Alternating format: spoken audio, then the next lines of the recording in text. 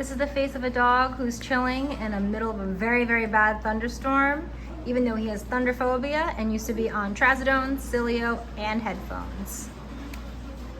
Look at that.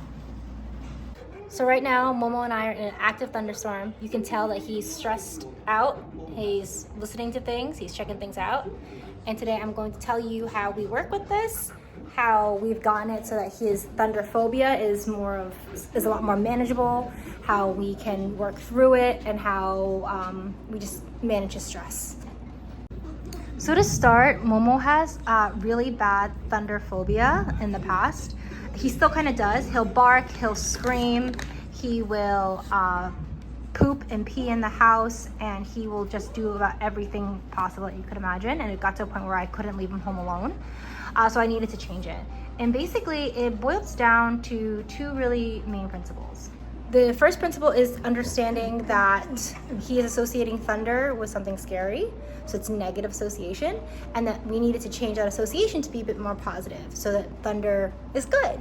Thunder is positive. Thunder brings me good stuff. So that's why every time it thunders like that, I give him a treat. So he learns, oh, I hear thunder, I'm gonna look at mom, she's gonna give me some good stuff. She's gonna give me some treats. Now there's steps to this program.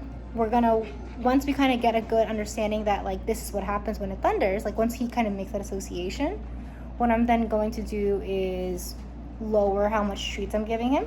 And then eventually I'm gonna have to work on him kind of being confident in himself enough where he doesn't need me to be home. Now when we first started, he would be pacing nonstop, and I couldn't do anything about it. He wouldn't listen to me, he wouldn't settle, he wouldn't do anything like that. So the first thing that I did was whenever it thundered, I would take a piece of treats and I would just throw it on the floor, like anywhere on the floor. I would just scatter it on the floor so that he could go and get his energy out by walking and then also looking for the treat. So it would look something like that. So he would do something like that, I'd grab some and I'd throw it there and he'd go looking for it.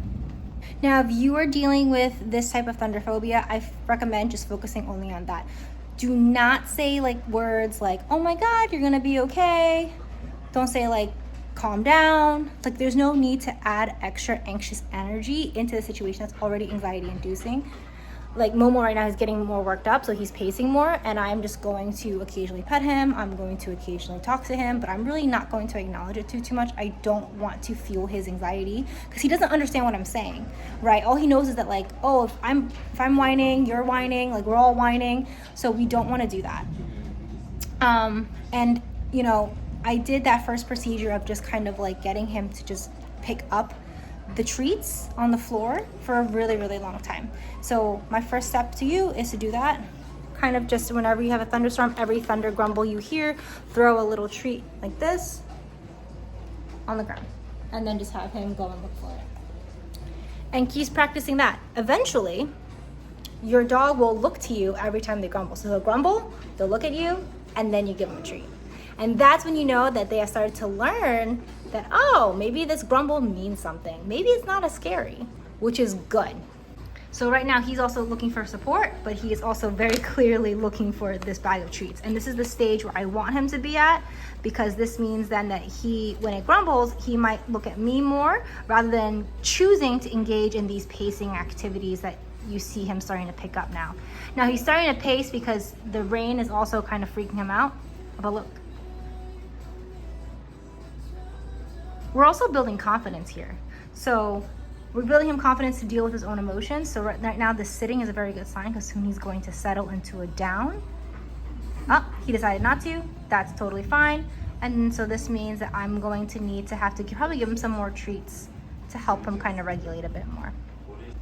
Now, like I mentioned, I'm not always going to be talking to him. So right now I'm like recording him, but I'm really not engaging with him, and I don't really plan to because I don't want to encourage I don't really want to add energy to it. But at the same time, we've also been doing this for so many years that I also trust him to know that he can do this by himself. He can calm himself down. And that's what we're trying to teach here, just self-regulation. After we teach that association that the thunder isn't scary, the thunder isn't terrible, the thunder isn't horrible. So once we're kind of at this stage, as you can hear in the video, there's been a lot of thunders here and there. So I'm not rewarding at this point every single thunder grumble.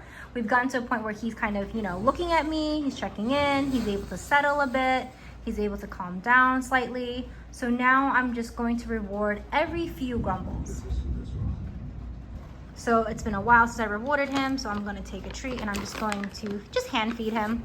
Maybe I'll make him do a trick, sit, just to keep him distracted, but it's good. If you see that your dog is responding to some commands during this intense period, that means that you are gaining their attention more so than the thunder. And in the beginning, that wasn't the case with Momo, so it's really nice to see that this is the case now. It means that he is finding the thunder to be less important for his attention, and that he wants to rather watch me instead. And mind you, I'm just sitting on my couch, just hanging out, watching a TV show. So now you can kind of see I'm like on my computer, I'm like trying to do this video, and then he's just hanging out over here. He's just staring at the window, listening to the thunder, and I'm just occasionally throwing it, on a random schedule. Like, so after like 3 grumbles, I'll give him one. After 5 grumbles, I'll give him one, whatever it is. When he looks at me, sometimes I'll give it to him, sometimes I won't. So I'm making it really intermittent at this point, because once again, he has made the association that thunders aren't scary. It could be quite positive, but I'm just trying at this point to get his confidence up, because that's what it is. Like, he knows it's not scary, but he's still scared. You know what I mean? So now I'm trying to get his confidence up. I'm gonna give him a pet here because he's asking for one, kind of. So now at this point, I'm just letting him do his own thing and trying to let him self-regulate on his own. And if he comes to me for help, I will help him. I'm not talking to him. I'm not doing anything. I'm just letting him kind of figure it out on his own, because eventually, one day, I would like to not have to be home during a thunderstorm. And I would like him to have the skills that he is confident enough to know that he can handle the thunder on himself, which he's doing great at right now. He's handling it by himself. The only thing that's different is that I'm just here. What's also really important to do too is that, like, if after thunderstorm season, you continue training with your dog, because a part of it, like I just mentioned, it has to do with confidence training. Oh, look, he has settled down. So now that he's settled, we can give him some more treats to reward him for lying down, because that is great. That is what we want to see. That is the ultimate, like, him being like, okay, this is not a threat to me, it's chill. But anyways, so when it's not thunderstorm season, you really want to work on your dog's confidence, because like I mentioned before, this is all about confidence. This is how confident he feels, how confident is he in dealing with his fears, that type of situation. And it's also about relationship building too, so he also knows that when he's with me, he's safe. Like, we do a lot of communication building, so he knows that when he talks to me, I understand him, and that I am also, like, not ignoring his cues. He knows I'm not ignoring his cues. He knows that if he's coming to me, I'm like, yeah, I understand you, but like, you're gonna figure it out for right now, So 2 things to work on a not thunderstorm season is 1, confidence building. This could be things like, tricks, weight, self-control games, things like that. 2 is relationship building, so making sure that you work in communication with you and your dog, and that they feel confident that you understand what they're trying to tell you. So good luck. Hopefully this helps.